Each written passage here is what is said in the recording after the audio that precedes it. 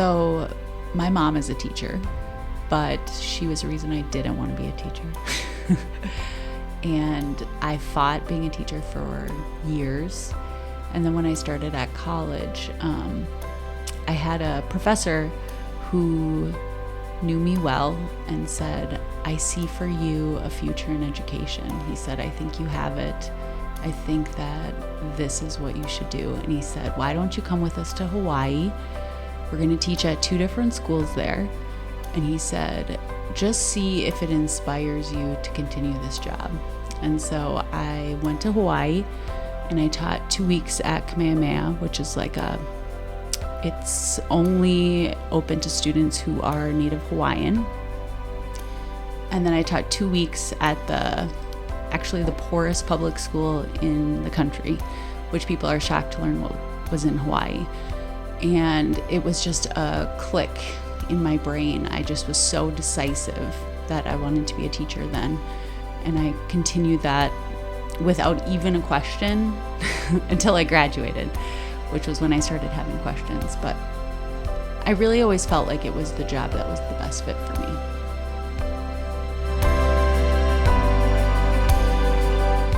So I was lucky, I would say, because I actually worked in a nonprofit for 2 years, 3 years actually, in a school district, but I wasn't in charge of my own classroom. And so I worked for TRIO Educational Talent Search. It was a college access program. And I thought that was so much better for me than having my own class at 22. It felt a little bit more like I got to still learn to be a teacher before I started. But I did still teach in a summer program every summer. And my first day of teaching at this summer program at 22, I had a large fight in my classroom. And a student threw a chair, and I was so unprepared, and faking my way through every single moment of those 6 weeks that I taught that program. But it was also such valuable experience. I was in different classrooms and also having my own. So I feel like that really helped me sharpen some of my skills, which needed to be sharpened. I think I'm more practical now than I was as a new teacher. I think you're very philosophical when you start as a teacher. You have really strong philosophies about education and students and just what you think education should be. And I think those are beautiful thoughts. And I think I still have that hopeful and optimistic feeling. But I also think that I'm a bit more structured now, a bit more practical about some elements, and I think that my teaching's slightly more grounded, probably more focused on really fostering and developing skills for students, when at the beginning I think I was so focused on ideas, but they didn't really get followed through on in class, and I don't know if students were really learning much or thinking that deeply, because I was kind of heads in the clouds instead of, I think, being more centered on what students really needed to learn and what they needed to know. I honestly think that teaching is probably, for me, the most hopeful part of my life. I think that I truly believe in my soul that education is transformative, and I see it happen. I see students read books, and I see what it does for the way they look at the world. I see them craft something in writing and how powerful that feels when they do a good job on it.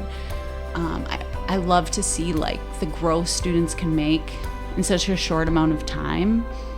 I love to see when students who are so different and have such different opinions are sitting in the same room and having to find a way to make that work.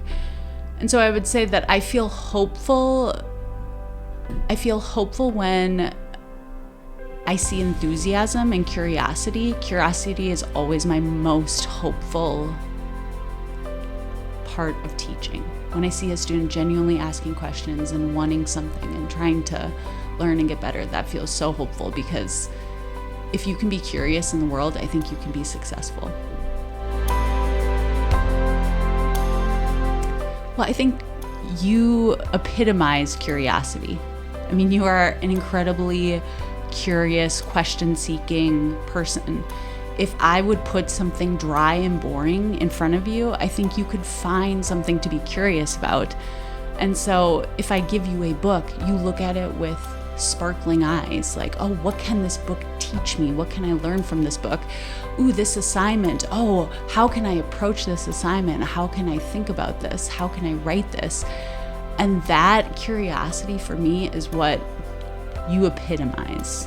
And I think you genuinely love learning and you love to just experience new things. And so there was such like fire and enthusiasm in how you showed up in the classroom. And I love to see you wrestle with things. Sometimes Jessie would be in the back typing or working on an assignment, and sometimes you would just spend a lot of time like processing it beforehand or thinking it through or planning it. It wasn't something you just wanted to get done. It's something you wanted to do well.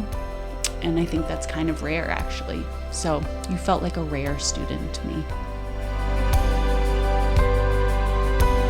I know this doesn't sound very glamorous, but I would like to be considered someone who's consistent, someone who showed up every day, someone who's always fair, someone who worked hard. I think that there's a lot of inconsistency in the world, and I think teaching has been hard for some people to stick with. But for students to know that I'll be there every day and be there for them and trying my hardest, no matter the circumstances, I feel like if I can do that, I would feel very proud. And then I think I also want students to know that I'm like genuinely invested and passionate about what I teach. I like to think that I have an enthusiasm for what I teach. And so I would like them to remember that I was an energetic, passionate person who loved to read and write and loved to be with them. It's important to me that my students think I was having a good time in the classroom instead of showing up every day and just kind of going through the motions. Such a beautiful question. I honestly hope that you can remain curious, and I know I keep saying that word, but I think you'll be successful. I just have no doubt.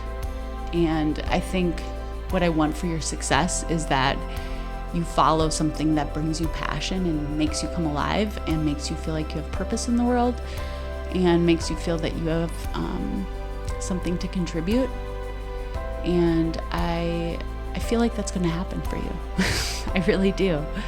And so I just want you to continue to be a learner about other people and other places and other possibilities.